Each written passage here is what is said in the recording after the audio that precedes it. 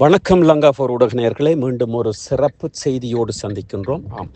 இந்த செய்தி முற்றுமுழுதாக வைத்தியர் அர்ச்சுனா அவர்கள் தொடர்பான செய்தியாக இருக்கிறது.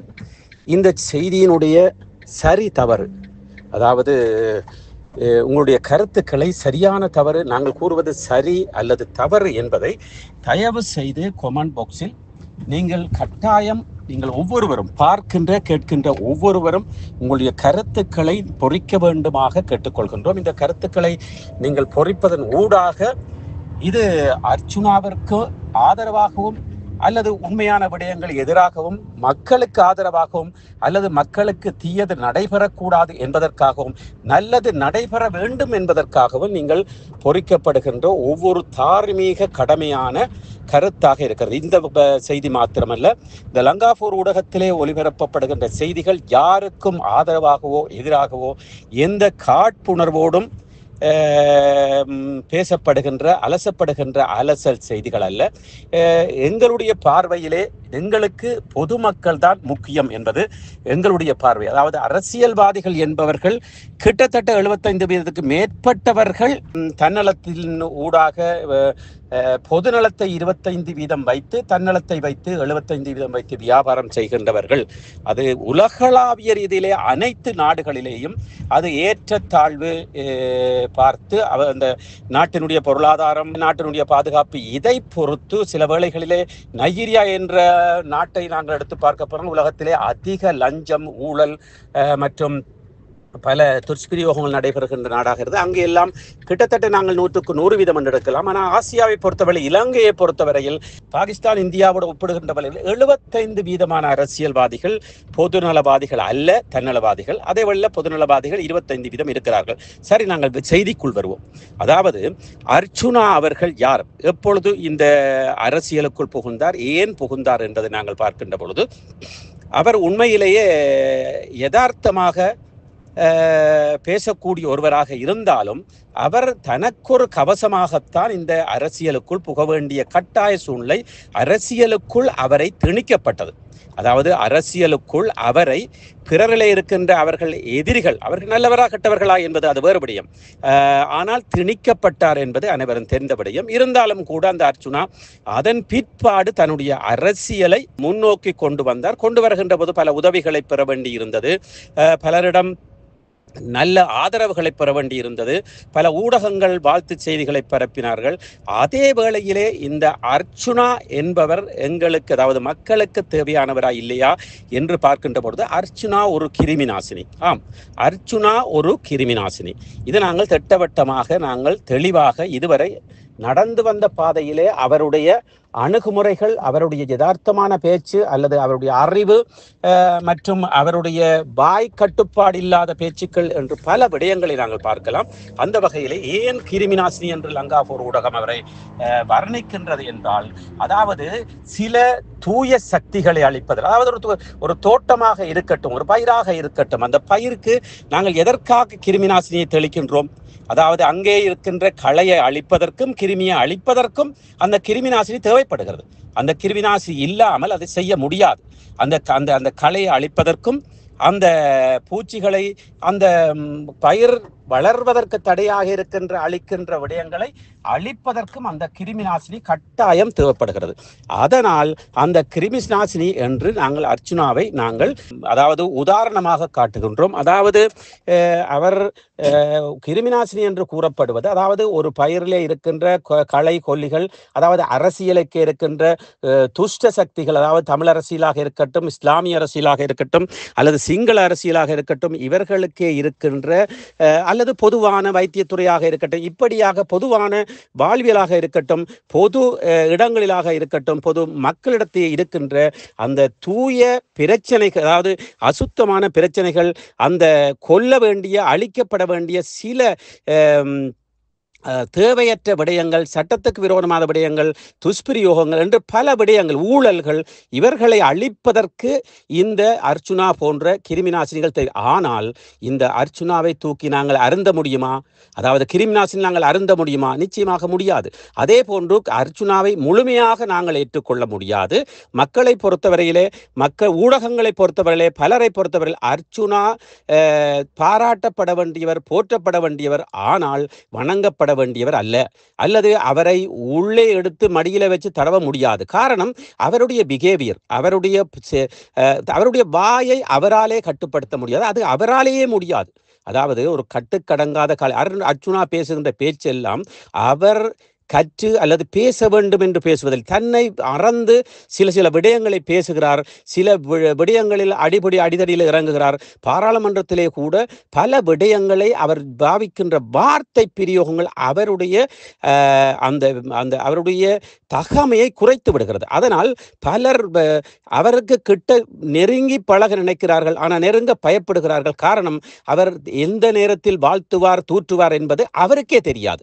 அதனால் அர்ச்சுனாவை அவர்கள் வெறுக்கவில்லை, யாரும் வெறுக்கவில்லை. அர்ச்சுனா வெறுக்கக்கூடிய ஒருவரும் இல்லை. அர்ச்சுனா இந்த உலக மக்களுக்கு, உலக தமிழ் மக்களுக்கு தேவையான ஒருவர். காரணம், தமிழ் மக்களிடையே பல தமிழ் கட்சிகளை ஒற்றுமையாக்கி வைத்தது அர்ச்சுனாவும் என்பிபி கட்சியும் தான். இது அனைவருக்கும் தெரிந்த விடயம். அர்ச்சுனா என்ற ஒருவனும் என்பிபி கட்சியும் வந்ததன் பிற்பாடுதான் கஜேந்திரகுமார் பொன்னம்பலம் ஸ்ரீகாந்தாவையோ அல்லது ஐங்கரனையோ அல்லது சிவாஜிலிங்கத்தையோ இப்படியானவர்கள் உள்வாங்கி ஒரே கட்சியில் நின்று வேட்பாளர்கள் நின்றார்களா இருந்தால் இதற்கு நிச்சயமாக பொறுப்பானவரும் இதற்கு மூல காரணமாக 99.9% உதவியாக இருந்தவரும் அர்ச்சுனாவும் என்பிபியும். அதற்காக என்பிபி கட்சி நல்லது, அர்ச்சுனா நல்லவர்கள் என்று கூறவில்லை. அவர்களுடைய இந்த அரசியல் பிரவேசம்தான் இவர்களை ஓட வைத்து ஒற்றுமையாக்கி இருக்கிறது. ஏன் மணிவண்ணன் கூட தமிழரசு கட்சிக்கு பச்சை கொடி காட்டியிருக்கிறார். கஜேந்திரகுமார் பொன்னம்பலம் தமிழரசு கட்சிக்கு பச்சை கொடி காட்டியிருக்கிறார். சுமந்திரன் அவர்கள் கஜேந்திரகுமார் பொன்னம்பலம் அவர்களுக்கு பச்சை கொடி. இதெல்லாம் அர்ச்சுனா போட்ட பிச்சை. நிச்சயமாக அது சிறிதரனாக இருக்கட்டும், சிறிதரன் நடந்து அமைதியாக திரிந்தவர் ஓட வைத்தது அர்ச்சுனா. டக்ளஸ் தேவானந்தாவை அடியோடு இல்லாமல் செய்தது அர்ச்சுனாவும் என்பிபி கட்சியும். சிறிதரனை ஓட வைத்தது என்பிபி கட்சிக்கும் ஒரு பங்கு இருக்கிறது. இப்படி பல விடயங்களை அர்ச்சுனா செய்திருக்கிறார். ஆனால் அர்ச்சுனாவால் நினைத்தால் கூட அர்ச்சுனாவுடைய கொள்கைகளை மாற்ற முடியாது. அவர் தன்னை மறந்து பேசுகின்ற ஒருவர். பாராளுமன்றத்திலாக இருக்கட்டும், பிற வெளியிலேயா இருக்கட்டும், யாரை புகழ்வதோ இகழ்வதோ, நேற்று புகழ்வார் என்று இகழ்ந்து விடுவார். அவர் தன்னை அறியாமல் செய்கின்ற விடயங்கள் அவர் தானாக நினைத்து செய்வதில்லை.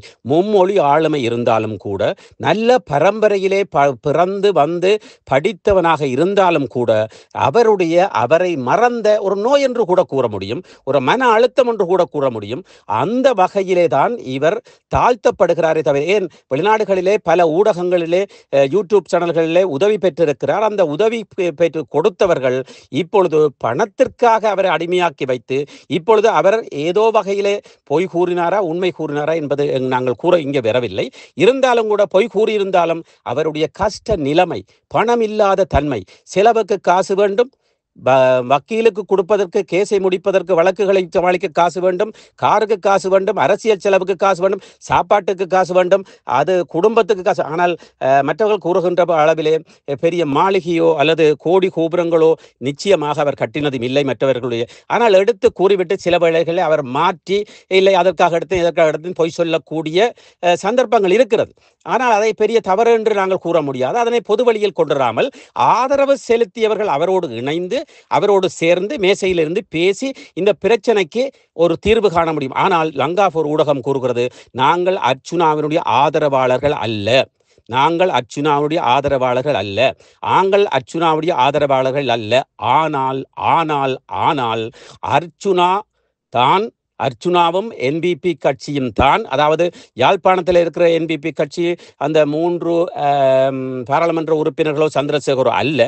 என்பிபி கட்சியும் அனுராவும் அர்ச்சுனாவும் தான் யாழ்ப்பாணத்திலே பரவிய பொழுது அங்கஜனை தூக்கி எறிந்தது, மற்றது டக்ளஸ் தேவானந்தா அவர்களை தூக்கி எறிந்தது, தமிழரசு கட்சியிலே பலரை தூக்கி எறிந்தது, சைக்கிள் கட்சியிலே பலரை தங்கள் வசம் உள்ளாக்கியது, உள்கொண்டு வந்தது. எல்லாமே அவர்களின் பிரவேசத்துக்கும் பிரசவத்துக்கும் பிறகுதானே தவிர அதன் ஊடாக நிச்சயமாக யாழ்ப்பாணத்துக்கு என்பிபி கட்சியும் தேவை. அதாவது தமிழ் கட்சிகளுடைய ஒற்றுமையை ஏற்படுத்துவதற்கும் தமிழ் கட்சியில் ஓட வைப்பதற்கும் தமிழ் கட்சிகள் இவ்வளவு காலம் செய்யாத சேவைகளை செய்ய வைப்பதற்கும் அர்ச்சுனாவும் தேவை. ஆனால் அவர்களுடைய அனைத்து கொள்கைகளையும் அனைத்து பேச்சுக்களையும் அனைத்து எதிர்ப்புகளையும் அனைத்து ஆதரவுகளையும் லங்காபோர் ஊடகம் முழுமையாக எடுத்துக்கொள்ளவில்லை. கிருமி நாசினி போலத்தான் என்பிபி கட்சியையும் அர்ச்சுனாவையும் லங்காபோர் ஊடகம் பார்க்கிறது.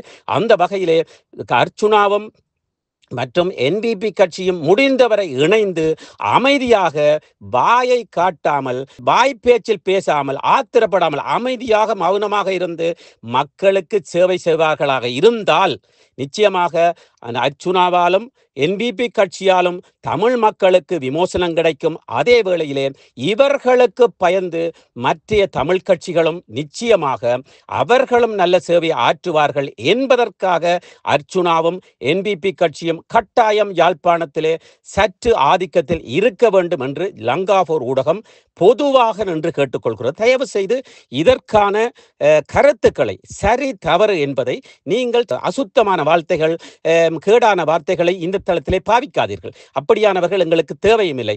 உங்களுடைய கருத்துக்களை சரி தவறான கருத்துக்களை தயவு செய்து கொமெண்ட்ஸில் நீங்கள் எழுதுங்கள். நாங்கள் அதற்கான பதிலை அடுத்த செய்தியிலே உங்களுக்கு அலசலாக இலங்கையின் உங்களுக்கு அதனை அலசி அதனுடைய சரியான விடயங்களை நாங்கள் எதற்காக செய்கின்றோம் என்ற சரியான விடயங்களை உங்களுக்காக நாங்கள் தருவோம். தொடர்ந்தும் எங்களுக்கு ஆதரவாக இருங்கள். இப்படியான பொதுவான செய்திகளை பொதுவான செய்திகளை சரி சரி தவறு தவறு என்பதை நாங்கள் யார் தேவை யார் தேவையில்லை என்பதல்ல, எது தேவை எது தேவையில்லை என்பதுதான் நாங்கள் குறிப்பிடுகிறோம். அதாவது அர்ச்சுனா செய்வதாக இருந்தால் மக்களுக்கு பிரயோசனமானது மாத்திரம்தான் எங்களுக்கு தேவை. என்பிபி கட்சியாக இருந்தால் மக்களுக்கு பிரயோசனமானது மாத்திரம்தான் எங்களுக்கு தேவை.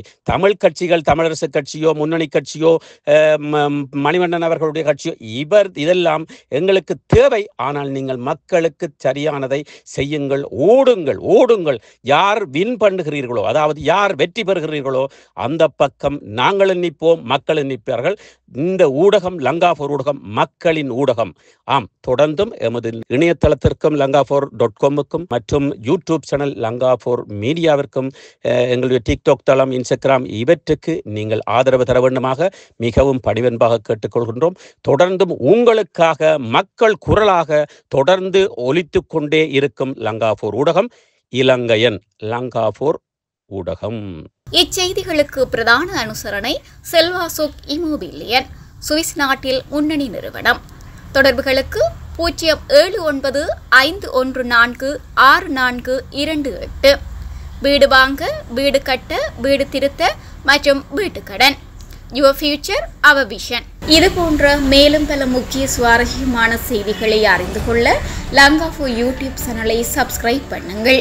எமது செய்திகள் உடனடியாக கிடைக்க பெல் பட்டனை அழுத்துங்கள். அத்தோடு எமது செய்திகளை மற்றவர்களும் பார்வையிட ஷேர் செய்யுங்கள். நன்றி.